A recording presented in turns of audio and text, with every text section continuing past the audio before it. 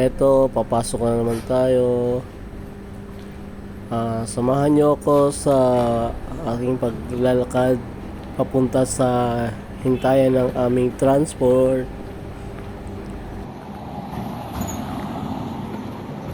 Ayan, halata ng mainit na ang panahon.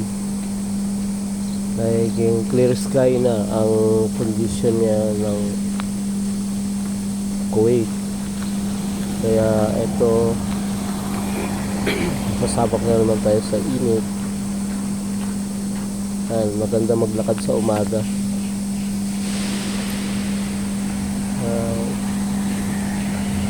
Ito, yan po ang araw-araw kong ginagawa.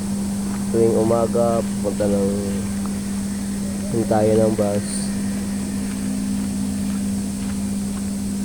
Tapos, yan. Pagdating doon, maghihintay.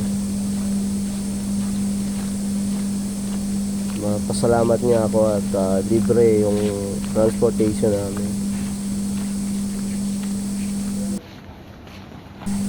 Ayan, malayo-layo rin tong nilalakad ko. Almost 3 minutes din, or 4 minutes, mga ganun. Pag mabagal-bagal, abutin ng mga 6 minutes. Pero pagka yung lakad may mabilis-bilis naman, yan, mga 3 minutes and a half, kayang-kaya.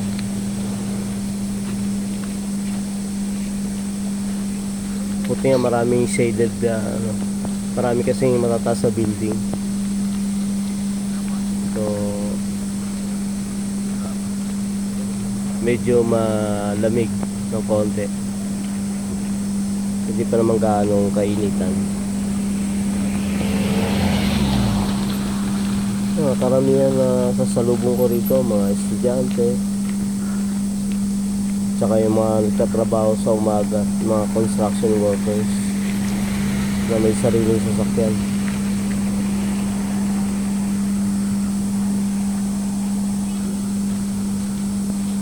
Ayan, mga papasok pa lang mga yan.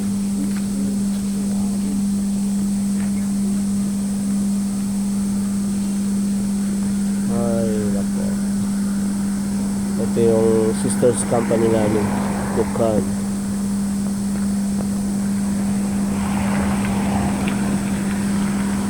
Para siyang 7-Eleven.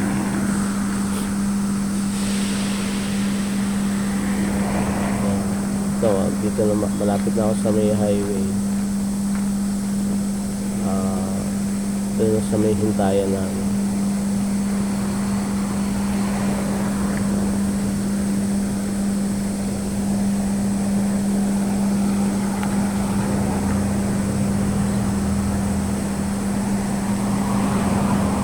Masarap sana mag-jogging. Tama-tama yung klima.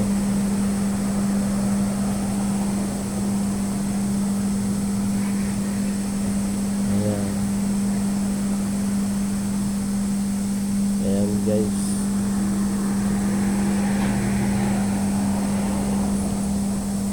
Ito, napatigil ako ng konti kasi gamas lang ko muna kung may makasama ako.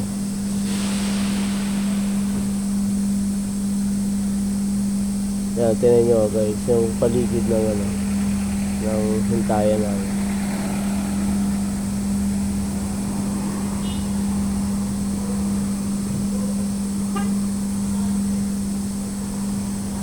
Ayan, maraming salamat sa panonood. Siguro hanggang dito lang yung video ko. Natamad lang mag-video mamaya sa bus kasi palagi yun na lang yung pinapakita kong video. So, ito.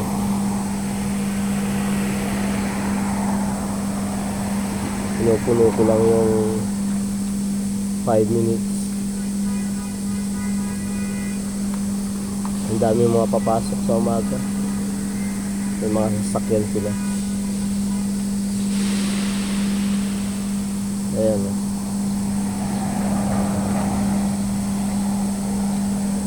Ayan yung harapan na yan. Park yan. Diyan minsan ako nagja-jogging. Ang sarap mag-jogging dyan guys. Maraming tao. Sa umaga, sa hapon. Salamat.